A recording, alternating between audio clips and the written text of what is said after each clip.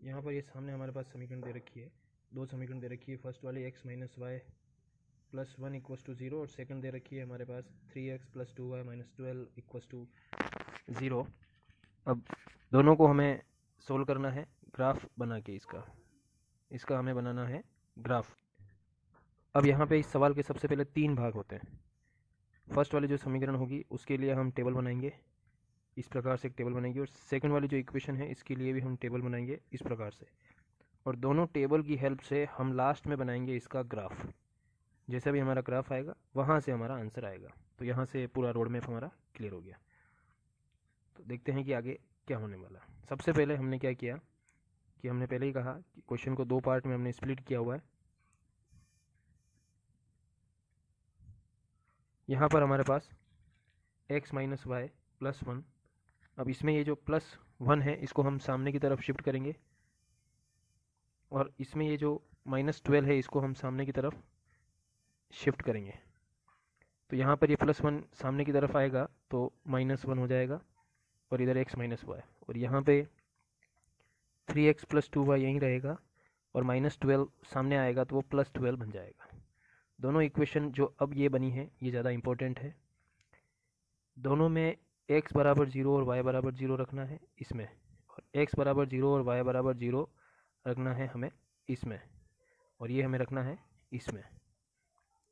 तो क्या होगा, x बराबर 0 रखने पर क्या वैल्यू आ रही है और y बराबर 0 रखने पर क्या वैल्यू आ रही वो हम देखेंगे। तो यहाँ पे x इक्वल टू 0 अगर हम रखते हैं तो x की जगह रखना है 0, तो x की जगह रख दिया 0। बाकी हमारे पास y है, y चल रहा माइनस का, और सामने माइनस 1 है, माइनस 1 है। तो minus Y equal to minus 1, minus से माइनस कैंसिल हो जाएगा, तो y इक्वल टू 1 बच गया हमारे पास। फिर हमें रखना है y इक्वल टू 0, तो इसमें हमें रखना है y इक्वल टू 0, तो y की जगह हमें रखना है 0, तो y की जगह हमने लिख दिया 0, x की जगह x, सामने की तरफ माइनस 1, x 0 हट जाएगा तो x की वैल्यू आ गई माइनस 1। इसके बाद हम एक टेबल बनाएंगे, ये वाली टेबल, इसमें x और y दोनों ही हमें दे रखे हैं। तो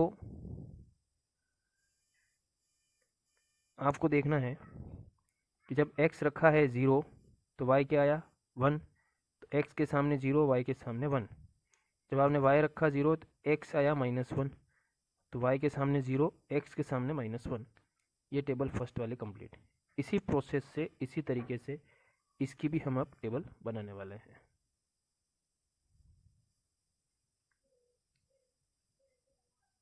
सेकंड वाली टेबल के लिए हम सबसे पहले इसको थोड़ा जूम कर लेते हैं।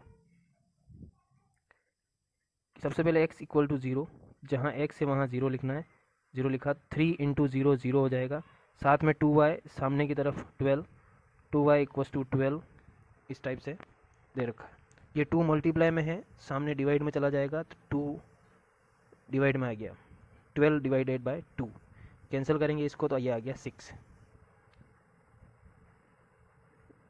6 आने के बाद अब हम रखेंगे y की जगह 0, इसमें इस y की जगह हमने रखना है 0, तो वही हमारे पास 2 इंटू 0 0, 3x जो हमारे पास दे रखा था वो 3x, सामने की तरफ 12 12, तो 3 इंटू में है, सामने 12 बच रहा है, 3 डिवाइड में आ जाएगा।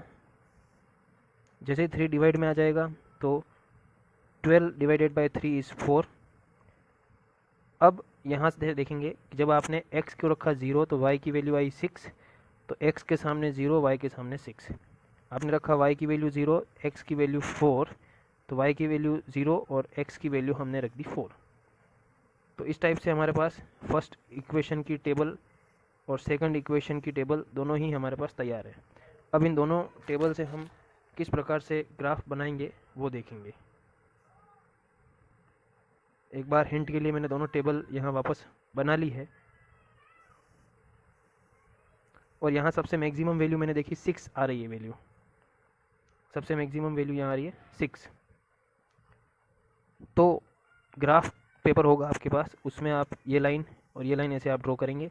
यहाँ पर 1 2 3 4 पॉजिटिव, यहाँ नेगेटिव, y के ये y एक्सिस है, ये आपकी x एक्सिस हो गई। y के ऊपर भी आप 1 2 3 4 5 6 नीचे की तरफ -1 2 3 4 5 6।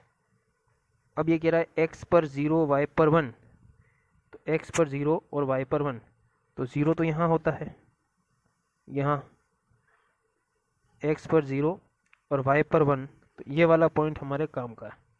और x पर माइनस,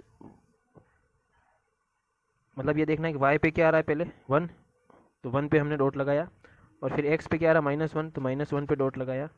दोनों ही को हम ऐसे मिला लेंगे, ये हमारा लाइन बन जाएगा।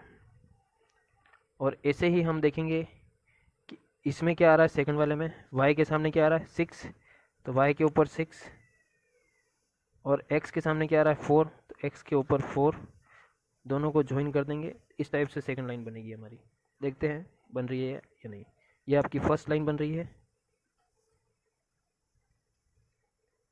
ये आपकी फर्स्ट लाइन, और ये आपकी सेकंड लाइन। दोनों ही लाइन जहाँ पे कट रही है वहीं पर हमारा आंसर होगा।